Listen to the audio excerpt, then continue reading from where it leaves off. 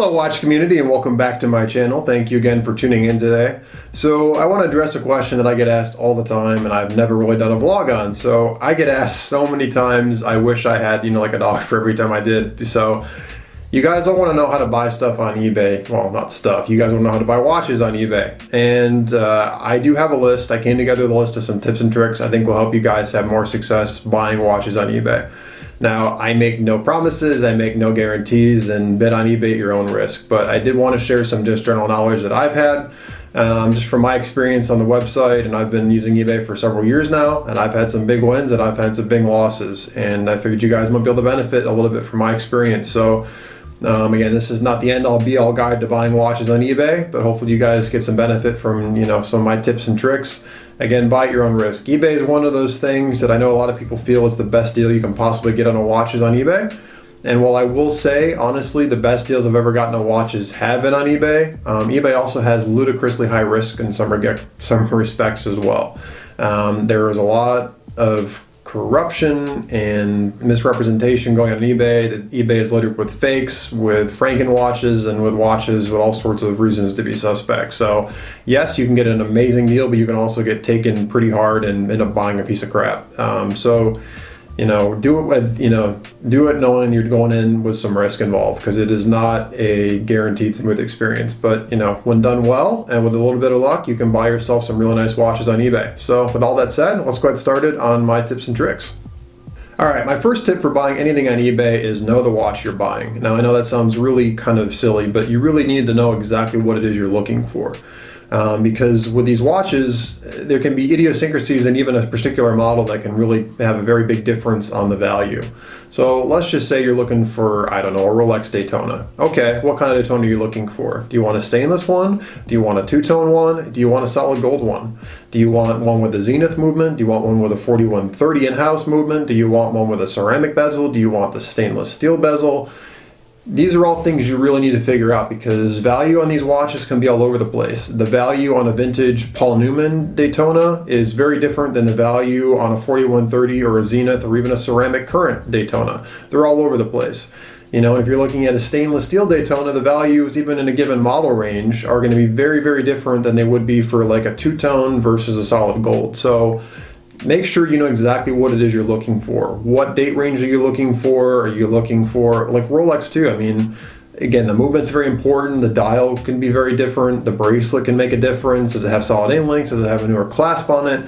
Does it use tritium luminescence versus a newer type of luminescence? These are all things you really need to know, because you need to get very specific on the watch you're looking for, because that specific watch is going to have very specific values. And two watches, especially in the Rolex world, for example, may look very, very similar, but they could be drastically different values and have very different things to look out for. A Zenith, stainless steel Zenith Daytona and a 4130 P serial Daytona look, relatively similar, but unless you know the arrangement of the subdials and some other things to look for, including the bracelet and the clasp, you'd probably be questioning why there's a difference in value. These are all things you need to know. Become an expert on these watches. This means you're on the forums, you're reading the blogs, you're on Google Images, and you're looking for image searches, and you're looking at HD quality photos of these watches. Familiarize yourselves with these watches, try them on in person if you can, go to a bunch of, go to gray dealers, go online. But make sure you're really, really, really becoming an expert on these pieces. Not only will this help you get a better sense of what you're looking for and what it should be worth when we get later on in the video, you'll also become very good at noticing what may be off when you're looking at eBay listings, because you need that knowledge so you don't get taken advantage of online. So my first bit of advice is know the watch you want, know it intimately. Know the model number, know the years that it was manufactured, know what bracelet it should be on, know what the dial should look like, know everything about it.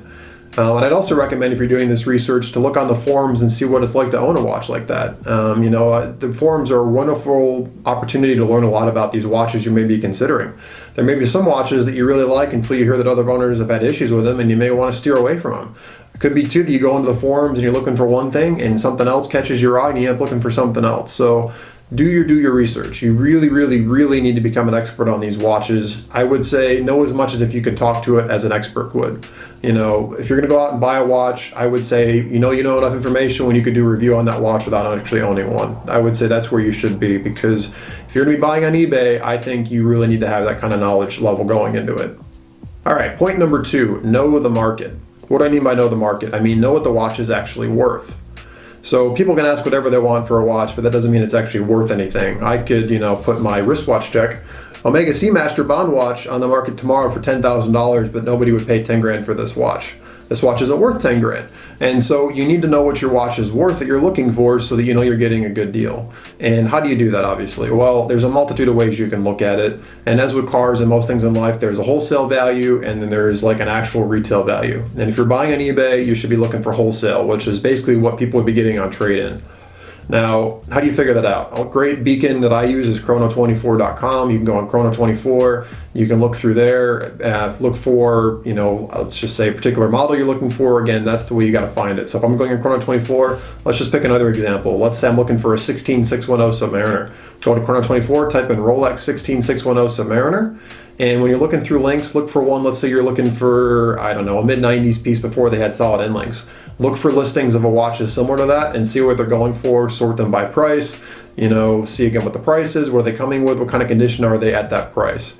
Go on eBay. On eBay, there's a sold listings option where you can check, and it will show you every watch like that is sold in the recent past. So you can see, type in, Rolex 16610 into, eBay, filter it by sold listings, and check the sales history, and you'll see what they actually sold for. Because again, you can list a watch at any price you want, but people aren't necessarily going to buy it at that price. But the sold listings, somebody actually bought those, be it through their auction feature or through a buy it now, and the market price was met.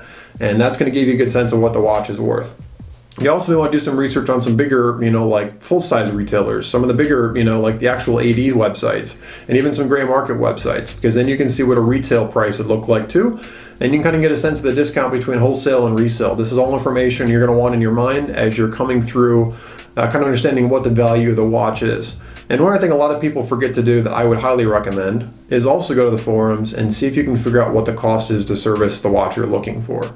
And I'll get back to that in a minute, but that's something else you really, really need to look forward to. So again, number 2 bit of advice, make sure you know what the watch is worth. Check the web, look on Chrono24, look on eBay sold listings, look at ADs, look at gray market, and get yourself familiar with the numbers that the piece you're looking for is going for. And again, make sure if you're looking for like a 16610, make sure you're comparing it to other 16610s like the ones you want. If you're looking for a tritium dial one, be comparing it with a tritium dial one. If you want one without solid links or solid end links, look for ones that have sold without solid end links, because you got to compare apples to apples. You got to make sure the pricing you're coming up with reflects the watch you're actually looking for, not a one that is different, even though it may look very similar. Step 3 is finding a listing. So you go on eBay, there's typically 2 kinds of listings you're going to find on there. There's going to be a buy it now, which is the seller is offering it at a fixed price, and you have the option to buy it at that price. And the other typical thing you're going to see is an auction. Now, both of these have idiosyncrasies. On a buy it now, there is, of course, the price they have it listed at, which, of course, it's open for sale at that price.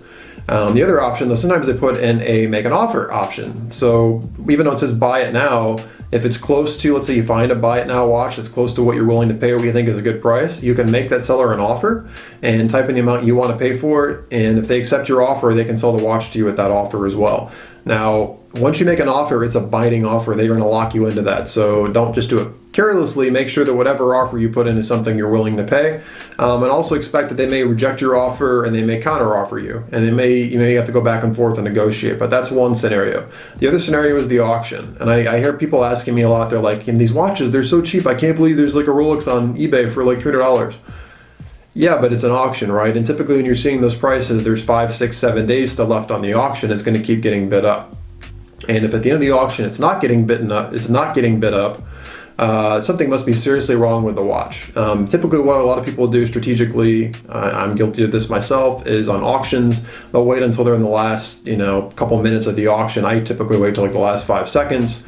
And if it's still in my threshold of what I think is an approvable price or affordable, or not a good price, I will make my highest bid that I think is reasonable to pay for the watch in the last couple seconds of the auction. And you'll typically see watches listing for way below their value. And if you check the auction in the last 30 minutes, especially the last 5 minutes or so, you'll watch the price jump way up because people go in and rapidly start bidding it up to try to win it. So again, identify what you're looking for. If you don't want to get into an auction process, the buy it now is a good feature. If you find one that it's a good price, look at that. Again, you also have the option with those to do a make an offer. I tend to stick towards the auction ones because the buy it nows, they tend to be more, in my mind, closer to like a retail price based on what I see people tend to list them for. I tend to go to the auctions, and then I hope in the auction that bidding will be low and I'll be able to get in a good offer and get a good deal on there. But they both had their benefits and their drawbacks. So identify a few. Again, if you're looking for, let's just say, a 16610 stainless steel Submariner and you want a tritium dial, I'm sure there's hundreds of them on eBay. Pick a couple out that look good to you, that look like they're in good shape, and watch those. So that'd be the third thing, is go on there and find some pieces on eBay that actually match the criteria that you set up in the first step of this is the watch you're looking for, and they're still below the threshold or in the range of what you think is an appropriate price based on the research that you've done. All right, step 4, and this is a crucial step. Review the details. Take a very hard look at that listing. You can hide all sorts of things in photographs. I can promise you that. If you guys saw one of my videos a while back, I talked about it, actually a Breitling that I bought, not from eBay of all places, but I bought, and they hid the fact that the serial number had been taken off of it. You can take photos in such a way that you can hide all sorts of details. You can hide scratches, you can hide missing serial numbers, you can do all sorts of fun stuff with missing details in photographs. So I would first recommend you look at listings that have good photographs. You need something that is in high definition with good details so you can pay attention, because again, in step 1, I said you really need to look at the details when you're researching your watch. And why is it important? Because when you're reviewing listings, you need to pay attention to those details. We have Franken watches on there. Again, for those of you that are not in the know, those are watches that have bits and pieces from random watches put together. They're not 100% original. And you need to use that research so you can analyze these high quality photos and make sure that the watch is what it's actually being represented to be. There's also the whole omission trick. So a lot of times, if a seller doesn't mention something, be very, very careful. Sellers will, I've noticed, intentionally not mention things that should be pretty obvious, or not mention things that should be said, and people will overlook it. Like, instead of actually putting in the listing that the watch is running well, they won't even mention how the watch is running. And some people will be like, oh, I'm sure the watch runs great, but the watch could actually not run, and they intentionally didn't mention it in the listing. It's amazing how people get clever with not talking about things in the listing, and a seller is really responsible for what they put in the listing. So if there's problems they don't put in the listing, or there's things they overlook, and you don't take the diligence to ask the question, then you're kind of setting yourself up for a fall there. So, but again, back to details. If you're looking at a vintage Rolex, is there patina on the dial? Is it a original dial, or is it a factory replacement dial? Does it have, if it's an S serial Rolex or like an early 90s Rolex, does it have tritium markers? It should. What's the bracelet look like? Does the bracelet match the vintage of the watch? Is the crown correct? Is there, does the dial printing look accurate? Is there anything that looks off? And by doing all your research in the step for 1, where I'm saying you look at these high quality photos, you're going to get a gut feel with the pieces you're looking at if something seems off to you. And you really need that, because again, sellers can take really clever photographs and they can make things look great. But if you do your research, you're getting a little bit more assurance, because hopefully, if you've done your research well, you'll notice things that are off, and you'll be able to save yourself some headache by knowing what details to pay attention to, so you know whether or not a watch is really being represented for what it really is, and it really is worth your bidding and consideration. So super focus on any watches you want to buy. Look at those details, look at the most minute pictures on the dial, look at the bracelet, take the whole watch into consideration. How does it feel to you? Does it feel right to you? Read the listing. Is the seller talking a lot about the watch? Are they giving you a lot of accurate description about the watch? Or is it really vague? If it's really vague, they could be covering stuff up, or maybe they just bought the watch and know nothing about it, and you could be buying somebody else's problems. You really got to take that into consideration as well. All right, my next tip is buy the seller. I've said this in a lot of my videos. You guys in the community, I know you've heard this before too. There's a bunch of things you need to be taking into consideration. So first thing we talk about is feedback. Does the seller have a lot of feedback? Do they have hundreds or thousands of people left them feedback that's been positive? And do you have that comfort that there's somebody you can deal with? Beyond that, do they offer returns? For me personally, if I'm going to buy an expensive watch, I will not bid on the watch unless it has a return policy. I'm not going to go put a bunch of money out there if I know that I can't return the watch, especially knowing that there's risk involved and there's a chance that the watch may not be what it's been represented to be. So for me, if there's no returns, I'm not bidding on that watch. The other big thing is, and I've seen this so many times, is a seller may have a really good feedback and they may even offer returns too, but what is the feedback for? Some sellers have really good feedback, but if you dig into it, it's actually them buying stuff on eBay they're getting the feedback from. It's not actually feedback to them as a seller, which means it doesn't really help you. The other thing too is, are they selling similar like things? I once bought a high-end watch from a dealer on there, and I got burned because what I didn't recognize when I first bought from them is they had a really good feedback, and they were a jeweler and they sold a lot of watches. But you know what? They were selling affordable watches. Most of their business was made up with watches under $100. And after I bought the watch and went back and saw there were some things wrong with it, I dug through the eBay history and saw that this was the only really high-end piece that they'd sold in all the years they'd been on eBay.